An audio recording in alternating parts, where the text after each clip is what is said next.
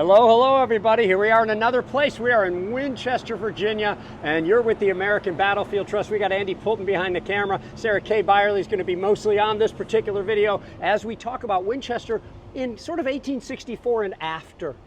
You might see a video later where we cover 1862 and earlier, so we're going to try to focus on a little bit later. We're going to walk through the town, just talk as whatever occurs to us, and we're going to talk about this house first. What is that house, Sarah? Thanks, Gary. So across the street from me, and this is Braddock Street, you are looking south on Braddock Street, but the house across from me that's currently missing its shutters, it looks like they're doing some repair work this week, is the McGuire home. So if you've heard of Dr. Hunter McGuire, who is medical director for Stonewall Jackson's Corps and continues on as medical director for the Confederate 2nd Corps, Army of Northern Virginia, that is where he grew up. His father owns the building. His father also operates Winchester Medical College, the location of which is a few blocks further behind me. We're not going to head that direction today, but Hunter McGuire has a lot of history in the Shenandoah Valley. Not only does he grow up here, but he fights here in Jackson's Valley Campaign of 1862. He comes to the area in 1863 as the Army is going to and retreating from Gettysburg. And then, of course, he's here during the autumn 1864 Valley Campaign, though he doesn't spend a lot of time in Winchester itself because the Confederate Army is in other portions of the valley. However, his mother and his sisters stay in this home for the duration of the war. In 1864, their house is taken over as a hospital by Union medical staff. And there's some complaining from the McGuire ladies, from their other female friends, that they're putting some of the worst wounded cases, worst sick cases in the McGuire home as a type of punishment for the Southern support that these ladies are publicly showing. Let's start walking, and I'll tell you one other story that kind of involves the McGuires and the ending of the war. Before you jump in, let me just say Sure. that I'm struck by how Winchester is like other Virginia towns like this, like, Fredericksburg, Culpeper, where the history just comes to life because the town and other local preservationists were dedicated to retaining the historic structures. Petersburg comes to mind too, where you can walk around, see the houses of the people of the past, and use them as anchor points as you walk yourselves around. So, sorry to interrupt, Sarah. No worries, Gary. And I'll just point out the McGuire house, as we know it from the Civil War era, is currently law offices, so you can't tour it as a historic home, but the structure is preserved. Now, on the steps of that house, Mrs. McGuire, the mother, sees her youngest son, William, marched on Braddock Street. He's been captured. He's a prisoner. He's being sent north to be put into prison in the winter of 1864, 1865. And at first, the Union officers won't let her speak to her son, but she shouts at them. She scolds them enough that she's finally able to say goodbye to that son. Now, it's not a goodbye forever to young William. He will survive imprisonment, return, and actually have a medical profession in this town following the war.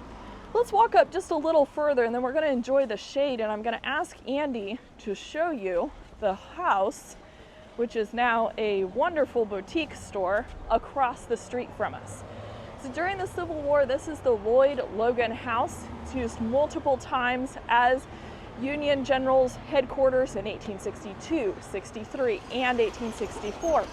Now, into our 1864 history, we know that Union General Philip Sheridan, who's commanding Union forces in the Autumn Valley Campaign, he has his headquarters at this house at least part of the time.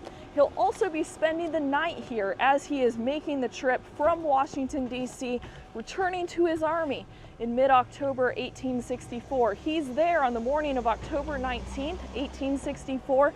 He's getting messages, he's hearing noise from further south in the valley, and he decides, I think there's something happening, I'm gonna ride out and see.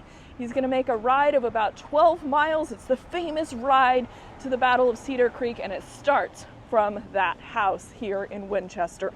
So many things just come to mind while you're telling these stories. A, the idea of seeing your son marched off to a northern prison camp about which you've already heard plenty of horrors, and not knowing his fate. Sarah, me, Andy, we know that he survived and came back. Right. For that mother at that time, when she said goodbye to him, she had no idea. Two, Winchester is famous for all the times it changed hands, and we're talking about 1864 here, and I'll tell you what, by 1864, this place would have changed hands a good number of the approximately 70 times by then. It's not going to change hands a whole lot after the fall of 1864. Right, and thank you for mentioning that, Gary. So the last time that Winchester is going to change hands is on September 19th, 1864. The Third Battle of Winchester occurs to the north, to the east of town. And as that battle progresses, Confederate troops, the Confederate lines are beginning to collapse. Confederate troops are coming through the town. We'll talk about some stories of that a little further on our walk, but I want to make sure you get to see this house. So during the war, this house belongs to Philip Williams. He's a Unionist though, so he's imprisoned by Confederate authorities early on in the conflict. The house is taken over and used as a hospital at various times. But following the Battle of Third Winchester, and this is why I wanted to pause here, great timing with your setup there, Gary, Colonel George S. Patton is brought here. He's been mortally wounded, and he's going to be taken care of at this site until he passes away. Now, he's an officer of a Virginia regiment. He's commanding a brigade at 3rd Winchester, and if the name George S. Patton is sounding familiar, well, his grandson will be George S. Patton, American general during World War II. But Colonel Patton passes away in this house following the Third Battle of Winchester. Now, you know, I can't not talk about this awesome approach here in a book. This is called Winchester Divided, and it is the diary of a Unionist and a Confederate, you know, sort of sympathizer. Here in town, they both kept diaries. And what they do in the book is take you through the Civil War years, and they go back and forth between them. So you get to hear different takes, some often on the same day, about what happened. And when you go to September 20th, 1864, the Union-leaning person, Julia Chase, says, the Federal wounded are being brought in from the battlefield as well as others. The rebel loss was between 4,000 and 5,000 prisoners, 2 batteries, 5 general officers killed. These are early reports within a day of the battle. The Confederate sympathizer, again, our town is one vast hospital. All day the streets have been filled with ambulances and wagons. Just imagine living through this as Winchester saw 1, 2, 3 battles in 1862, 63, and 64, as numerous skirmishes, as hospitals are established here, as the wounded are almost one vast hospital, yes, taking over this place, including the famous Taylor Hotel. Gary, what's the title of that book? This is Winchester Divided. And where can you buy it? You can buy it on Amazon.com or wherever quality Civil War books are sold. What Andy's saying is, we often portray a book and people flood the comments with, where can I get that book? Come on, man, it's 2024. Look it up online, you're gonna find one. Thanks, Gary. We are walking east on Piccadilly Street, and we're actually gonna walk up near the area where Laura Lee and her aunt, Mary Greenhow Lee, lived. And there's a great story about what happens near their home during the Third Battle of Winchester. So stay with us as we keep making this walk. We're approaching the intersection with Loudon Street, and as we get up to the lighted intersection, if Andy looks off to what would be our left, to the north, that's up in the direction where the fort of the French and Indian War period would have been built. It's also looking north to where fortifications had been built during the Civil War era. And one of the things that starts the Battle of Third Winchester and lets it unfold as it does is the results of information passed to Union General Philip Sheridan by a civilian woman here in town. Her name is Rebecca Wright. She's a Quaker in her religious beliefs. She's an abolitionist, and she's a Unionist. She's not popular with her neighbors, but she manages to keep her Union sympathies mostly under wraps, under cover. In the days leading up to September 19th, Rebecca Wright is visited by a free man named Thomas Laws, an African-American man carrying a secret message to Miss Wright from Union General Philip Sheridan. Sheridan's asking for information. How many troops do the Confederates have in town? Rebecca decides to send information back with Thomas Laws, and this helps Sheridan know that the defenders of Winchester for the Confederates are a bit scattered. The defenses are weaker at this time. That's going to prompt Sheridan to launch the attacks that we know as the Third Battle of Winchester.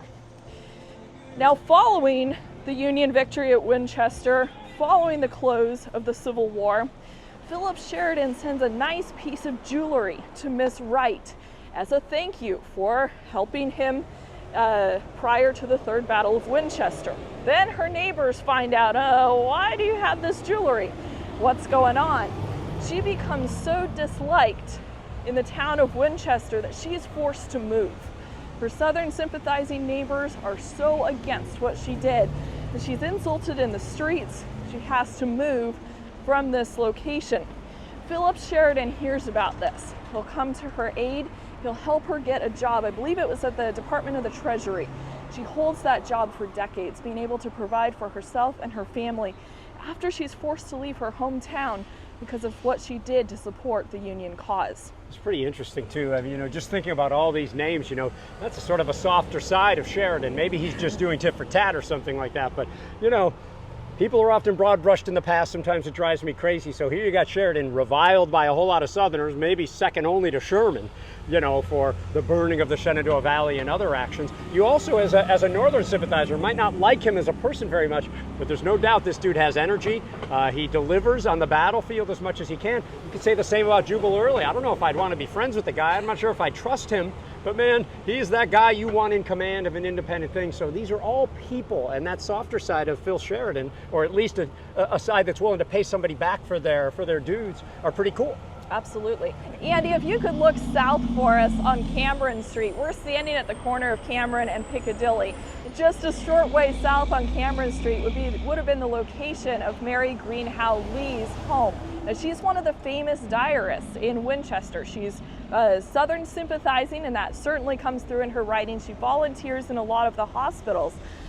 But as the Battle of Third Winchester is unfolding, troops are beginning to stream by her house. And they're seeing something that they haven't seen before in the streets of Winchester. They've seen a Confederate army in retreat, perhaps from Antietam, the Gettysburg Campaign, but now they have a Confederate retreat pouring through the streets of the town. This is something that these civilians have not seen on a scale like this. Thousands of Confederate soldiers retreating from the battlefields of Third Winchester. Now, Mary Greenhow Lee had a special guest staying at her home, and this was the wife of Confederate General John B. Gordon. Mrs. Gordon, Frances Gordon, Fanny Gordon, she's been staying at the Lee home. Mrs. Gordon is very distressed by seeing the retreat of these Confederate troops. She's worried about her husband's safety. Understandably, she's trying to get her carriage or her ambulance that she uses as a carriage ready to go so that she can get out of town, hopefully not be captured. Mrs. Gordon starts to recognize men from her husband's command, and she rushes out into Cameron Street. And according to one of the accounts, she seizes a battle flag and she starts calling to the soldiers, almost insulting them, telling them, "You don't run, you need to stay here and fight." So there's these stories that unfold as civilians and military begin to interact at various times in Winchester's history. All right, so we took a quick cut there. It looked like some of the maintenance teams from the city were draining a fire hydrant. Excellent work keeping the public safe. So go Sarah, complimenting the public workers. I agree. We took a little pause there, so hopefully it's a bit easier to hear now. We're continuing to walk east. We're coming up an incline. The city of Winchester sits in a little bit of a basin. Makes it hard to defend, which is why they end up with so many earthwork forts around the city at the time of the Civil War. So we're walking up a little incline, we're continuing east along Piccadilly Street, but we're gonna go around the roundabout, and I wanna show you a statue put up in the modern era, but to a Revolutionary War figure who's from this region. He's actually buried here in Winchester. When you were talking about this earlier, Sarah, you claimed a certain familiarity with him, using like a shortened first name for him. Let's see if you do it this time. Oh, did I? I think you did. Well, this is Revolutionary War General Daniel Morgan. I might have referred to him as Dan Morgan. Yes, you did. All right. Well, no disrespect intended to the Revolutionary War General who fought successfully in the Southern campaigns. Do you want to add anything about some 1770s history, Gary? Of course I do. You know, there are a number of victories in the Revolutionary War that really stand out. People talk about Yorktown, Bunker Hill, maybe Saratoga, or maybe the Battle of Princeton, but a lot of these things happen in the South, and one of the greatest Southern victories for the Patriots or the Americans is going to be under his command, this former Teamster who managed to be a great battlefield commander at the Battle of Cowpens, where he lured the British in to attack his first line. That seemed to fall back, but instead of falling back, as was the usual way, he sort of performed double envelopment so that those troops went and surprised the British on both their flanks and rear. They're going to win a huge victory at Hannah's Cowpens, and that'll really set the tone for a lot of what's going to happen to the British in the South. Thanks, Gary. And I actually asked you for 1780s history, so my apologies, asking for 1770s history. Battle of Cowpens, 1781. Let's continue walking. We're now up on a slight rise to the east of Winchester. Now this is paved over. There's houses, there's public buildings up in this area, a playground. So it's a little different than it would have looked like during the Civil War. But we are on the outskirts of town, the edge of town, during the Civil War years. And in 1864, this is going to be battle area, particularly during the Third Battle of Winchester, which takes place on September 19th, that same battle that I referenced with Mrs. Gordon trying to rally troops in town. The Third Battle of Winchester is the big battle that launches Sheridan's campaign in the autumn of 1864. It's going to be a Union victory. It's going to be the last time that Winchester changes hands during the war. Winchester will be under Union occupation. It will be a hospital town yet again, continuing that role in its wartime history. It will be a supply base. It will be a headquarters. There will be camps established for Union soldiers to winter here. The northern portion of the Shenandoah Valley is not entirely free from other conflict during the winter of 1864-1865. You have John Mosby and his Confederates raiding into the area. And in 1865, Union General Winfield Scott Hancock, perhaps a name Gary knows well. Indeed. He's going to be headquartered in Winchester and be convincing John Mosby to surrender. So some end of war history up here as well. Sarah, you mind being real quick if I just jump in? I just think, you're with the American Battlefield Trust. We're trying to talk about Winchester in 1864 and beyond, and I think let's pat ourselves on the back. I think we're succeeding here. But just in case you don't know this stuff, right? This is the fall of 1864. While the Union and Confederate soldiers were mired famously around Petersburg and Richmond, there's a detachment. You probably know that Jubal Early goes on sort of this raid that goes, ranges all the way into Pennsylvania and Maryland, the Battle of Monocacy, the battle in Washington, D.C., the Battle of Fort Stevens. After that, the Union's had enough. Phil Sheridan sort of takes over, and that's going to result in this series of events that Sarah just started at Winchester, where Sheridan is going to engage the Confederates and burn the valley. And it is a massive Union operation. They outnumber the Confederates by about 3 to 1, at least 2.5 to 1. And it's going to result in the battles of 3rd Winchester, Fisher's Hill, Tom's Brook, and Cedar Creek. And in that month, everything changes. Just like at the Battle of 3rd Winchester that lasts in Maine about 6 hours, and everything changes for many of the people in Winchester. Absolutely. Thank you, Gary, for adding the broader picture. Sometimes I forget the war does not revolve just around the streets of Winchester itself. Well, we are walking along a modern road called Woodstock Lane, and we are looking over into historic Mount Hebron Cemetery. So Mount Hebron Cemetery does exist at the time of the Civil War. Civilians from the Winchester area are buried here. But as we come up a little further, we're going to look into a portion of Mount Hebron Cemetery that's known as Stonewall Cemetery. It's where Confederate soldiers are buried. So men who fell on the Confederate side during the different campaigns that happened here in the Shenandoah Valley after the war, when the fighting's over. These men are disinterred from their original burial places. They're brought here and a Confederate cemetery is established. There are about 2,575 Confederate soldiers buried in the area. I did take some photos the other day, so although we're not going to be able to see it just as easily from our perspective here along the road, hopefully Andy will be able to add some photos in our video editing so you can see those small headstones some of the large state monuments. Yeah, and even from here, I'm seeing the large Confederate soldier looming over some of those smaller graves over there. Yes. It would just, for a walking tour, this would take us way out of our way. It's just not happening today, but we'll show you some close-ups. Well, surprise, Garry said that we did have time, so we've stepped across the street and we are in the Stonewall Cemetery. So this is established in 1866 to bring fallen Confederate soldiers to bury them in one place here in Winchester. It adjoins Mount Hebron Cemetery, as we mentioned earlier in the video. And you can see the headstones here behind me, some of them identified soldiers, some of them not. We see the large rising monument in the background to the unknown dead. There are a lot of unknown soldiers buried in that center section. And then as we look around the cemetery, we'll see some different Confederate state monuments. I'm catching sight of the Texas one. That's a more recently erected one. I believe we have the Maryland monument over here. I'm standing right next to the Virginia State Monument here in Stonewall Cemetery.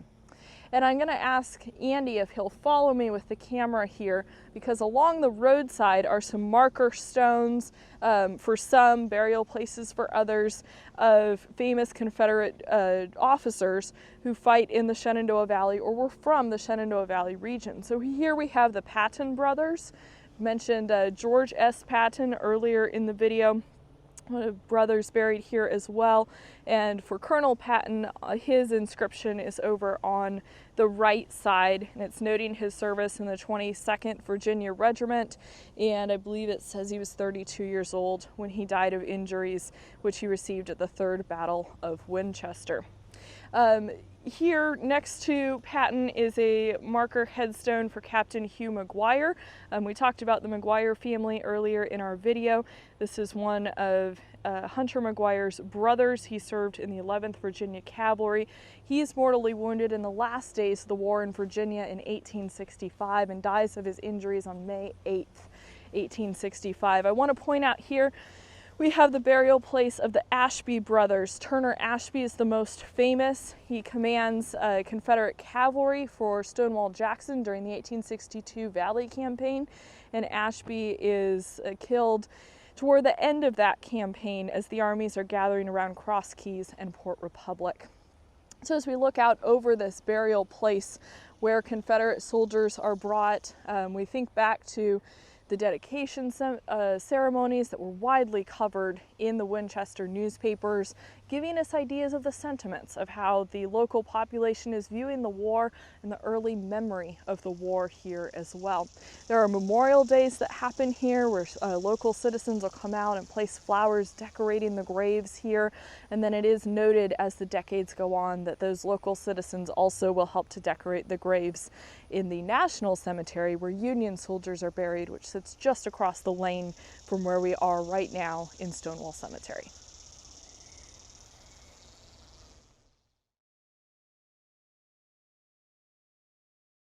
Now it is called Stonewall Cemetery, but I want to point out Stonewall Jackson, the general, is not buried here. He is buried in Lexington, his pre-war hometown, which is way south. Up the valley. Up the valley, yes. But you do have Confederate Cavalry General Turner Ashby and his brothers buried here.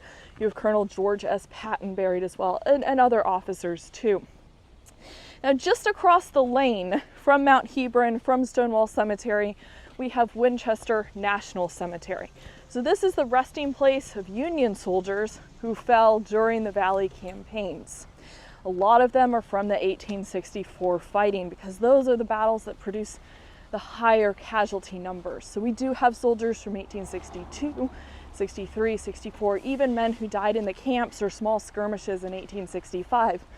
But a vast majority of the men in this cemetery are from the 1864 battles. Let me put that in perspective really quick, because, just like First Manassas Bull Run versus Second Manassas Bull Run is multiple times larger. The war gets bloodier and costlier as it goes on. The fighting gets deadlier, you could say, especially with the larger numbers. Either 3rd Winchester or Cedar Creek produced more casualties than the entire 1862 Valley Campaign, the famous one under Stonewall Jackson. So the stakes, the cost, are simply a whole new level by 1864. Right. And burials of U.S. soldiers and military members continue in this cemetery up through the 20th century, but it's now closed to burials. But Winchester National Cemetery becomes this place that Union veterans come back to when they're revisiting the valley after the Civil War. There are monuments that are put up, regimental or state monuments here. You may be catching a glimpse of the Pennsylvania monument. Maybe we also have a photo on the screen for you. We have the 114th New York monument. In the back corner we have Vermont, we have Connecticut, Massachusetts monuments as well. As we're walking here along the wall, you might notice that we have some much smaller headstones here. These are for unknown soldiers, so men who fell who were not able to be identified. The larger headstones are going to be identified soldiers.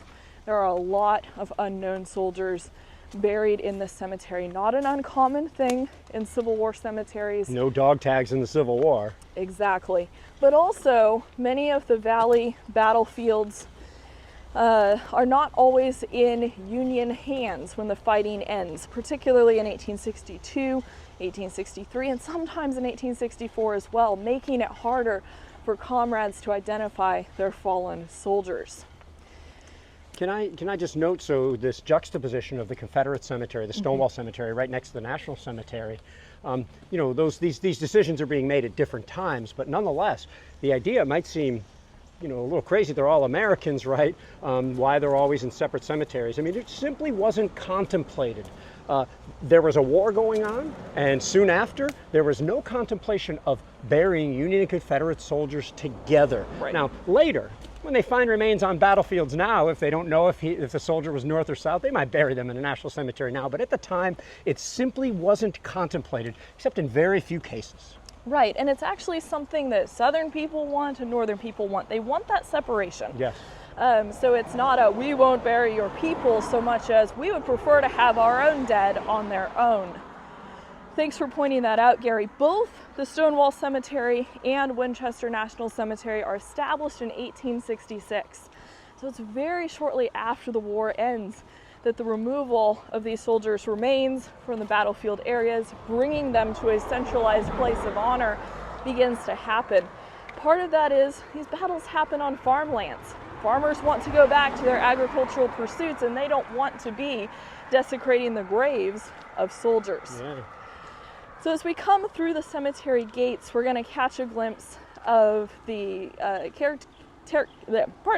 caretaker's house. No one lives here at this time, but I do see we're doing some maintenance here today.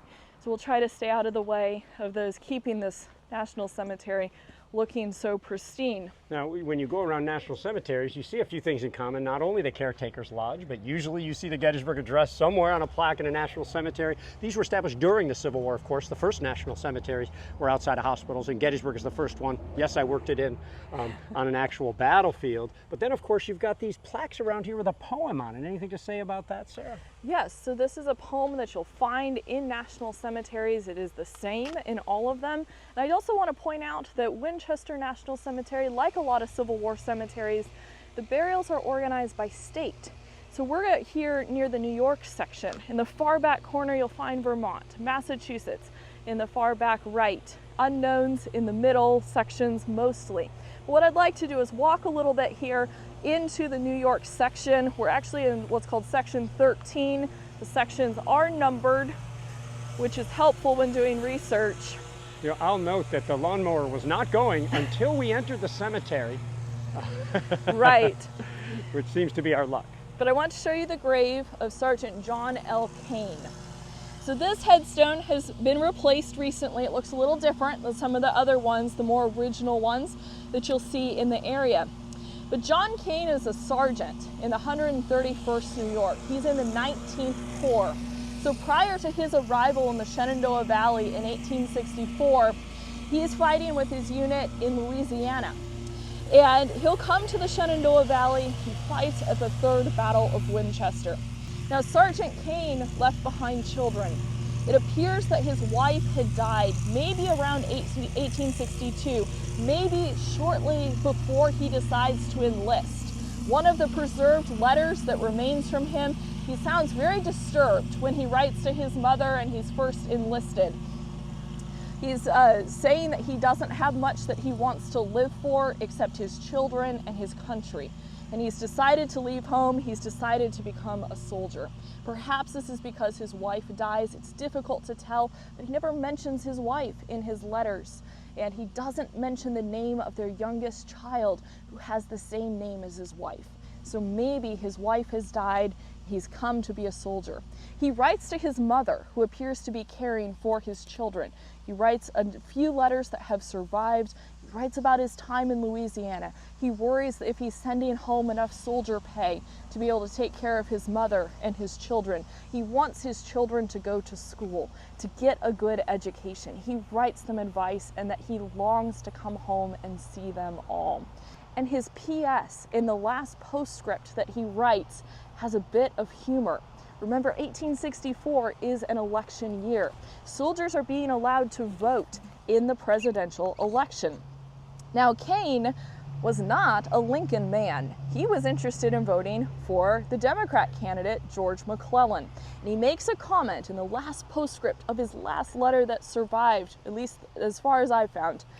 And he says that he hopes Lincoln will lose the election, and then he has a plan for what he wants Lincoln to do afterwards. He says Lincoln needs to go back to splitting rails to help rebuild all the fences that have been torn down and burned in the Shenandoah Valley. Now, I don't know yet if John Kane was able to vote in the 1864 election. It sounds like he intended to, and he had some humorous political commentary that makes it into his last letter.